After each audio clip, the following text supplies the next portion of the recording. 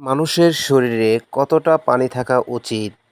ক 20%, খ 50%, ঘ 60-70%। সঠিক উত্তর হলো ঘ 60-70%। সূর্যের আলো থেকে কোন ভিটামিন পাওয়া যায়? ক ভিটামিন সি, খ ভিটামিন বি, ঘ ভিটামিন এ। সঠিক উত্তর হলো ভিটামিন এ।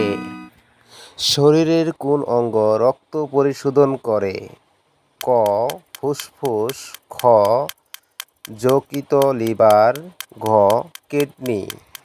সঠিক উত্তর হলো ঘ কিডনি। একজন প্রাপ্তবয়স্ক মানুষের প্রতিদিন কত ঘন্টা ঘুমানো উচিত? ক 4-5 ঘন্টা, খ 7-9 ঘন্টা, ঘ 10-12 ঘন্টা। সঠিক উত্তর হলো খ 7-9 ঘন্টা।